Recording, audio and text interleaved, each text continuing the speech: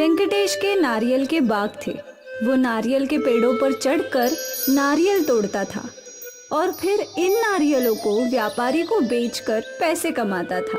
वेंकटेश और शुभलक्ष्मी दोनों अपने बेटे मुर्गन को पढ़ा लिखा कर बड़ा ऑफिसर बनाना चाहते थे। शुभलक्ष्मी, मेरा बेटा मुर्गन एक दिन बहुत बड़ा आदमी बनेगा। हाँ बनेगा ही, आप इतनी मेहनत जो कर रहे हैं। मेहनत तो करनी ही पड़ेगी ना। मुर्गन को मेरी तरह नारियल वाला थोड़ी ना बनाना है। तभी मुर्गन वहाँ आ गया। अप्पा, मैं बहुत बड़ा आदमी बनूंगा एक दिन और आपको गाड़ी में घुमाऊंगा, गाड़ी में।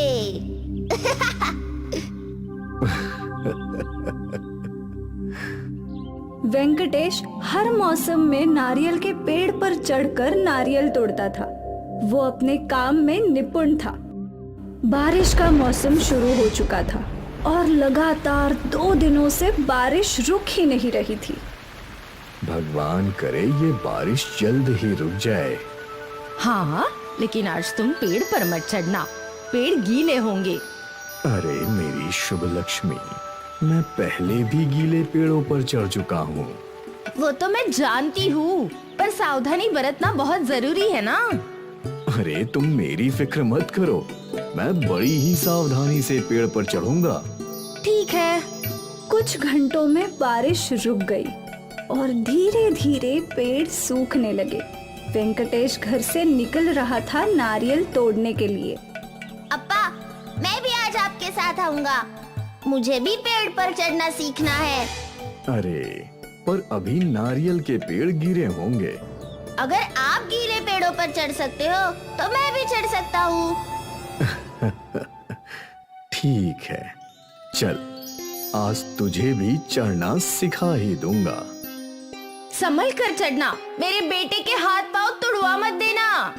हाँ। वेंकटेश और मुर्गन अपने नारियल के बाग में पहुँचे।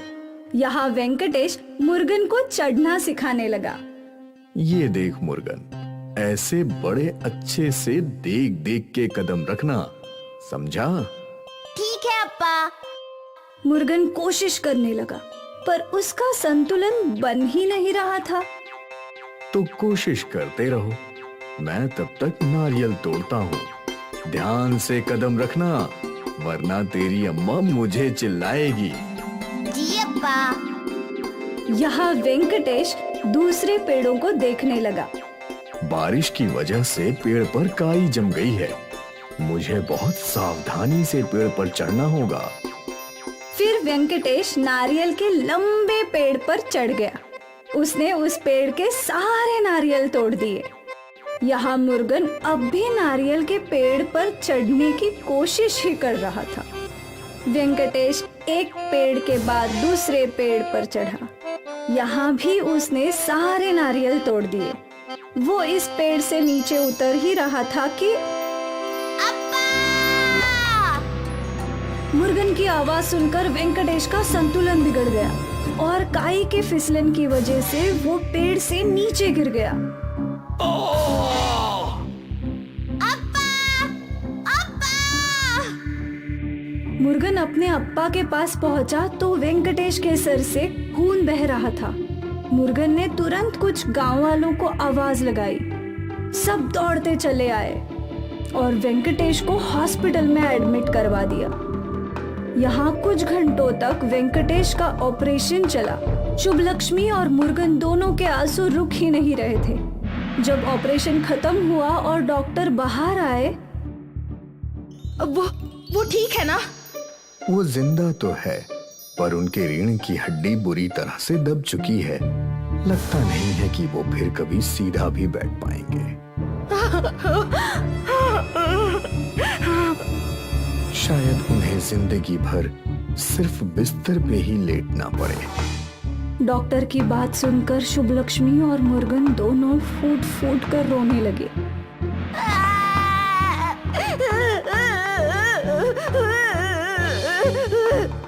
अब हमारा क्या होगा? हे भगवान! शुभलक्ष्मी और मुर्गन वेंकटेश से मिलने अंदर गए। शुभलक्ष्मी, तू चिंता मत कर, मैं जल्द ही ठीक हो जाऊंगा।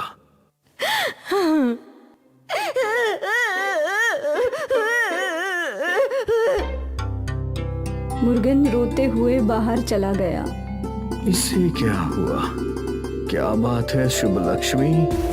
डॉक्टर ने बोला कि आप कभी बैठ नहीं पाओगे। आपकी रीढ़ की हड्डी बुरी तरह से दब गई है। क्या? अब वेंकटेश भी डर गया। 1 महीने बाद वेंकटेश को घर लाया गया। अब घर कैसे चलेगा? मैं उठ ही नहीं सकता हूँ। पेड़ पर चढ़कर नारियल कैसे तोड़ूंगा? आप चिंता मत कीजिए, मैं कुछ ना कुछ कर लूंगी।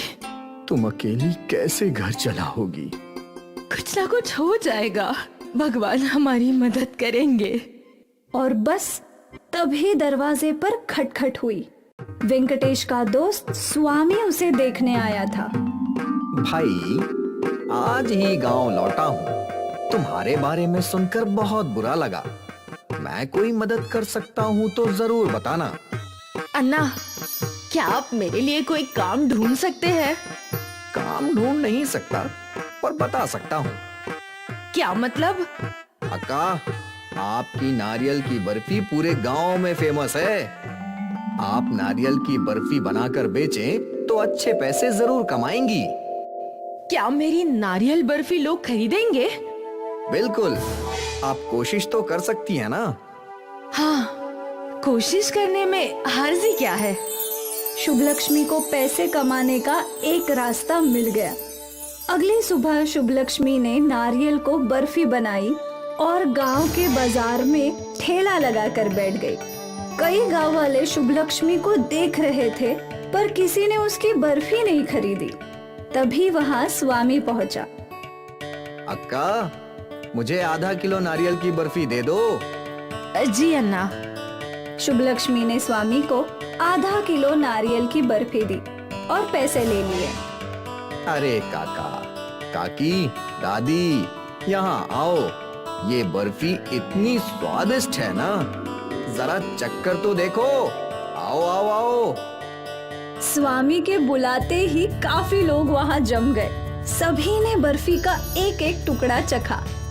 ये तो बहुत ही स्वादिष्ट है। शुभ लक्ष्मी, मेरे लिए 1 किलो बांध दे। हाँ, सच में ऐसी नारियल की बर्फी जिंदगी में नहीं खाई मैं। अक्का, मेरे लिए 1 किलो बर्फी दे दो। आज सारे परिवार को नारियल की बर्फी खिलाऊंगा। जितने लोगों ने बर्फी चखी, सभी ने शुभ लक्ष्मी से नारियल की बर्फी खरीद ली और कुछ ही समय में शुभ लक्ष्मी की सारी नारियल की बर्फी खत्म हो गई। देखा अक्का, सारी नारियल की बर्फी खत्म हो गई ना। थैंक यू अन्ना। अगर आप बर्फी नहीं खरीदते तो कोई नहीं खरीदता। ऐसा नहीं है अक्का, कोई ना कोई जरूर खरीदता।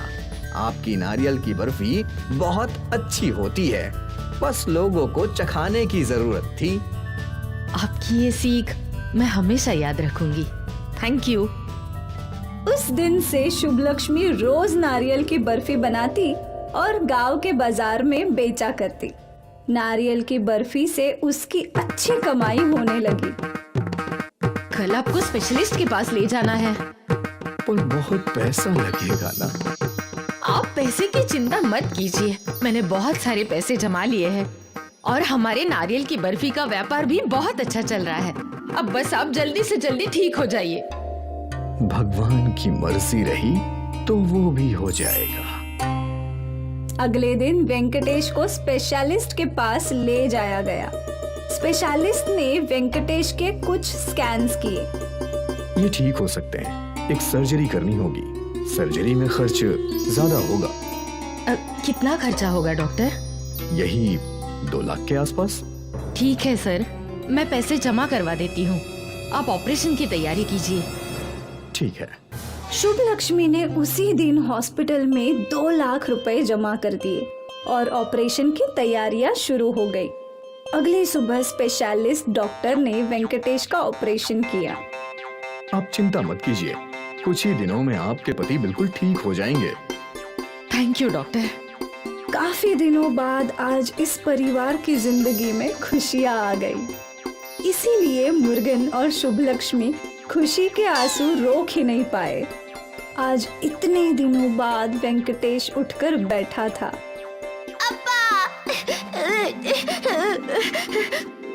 अरे मुर्गन, अब क्यों रो रहा है?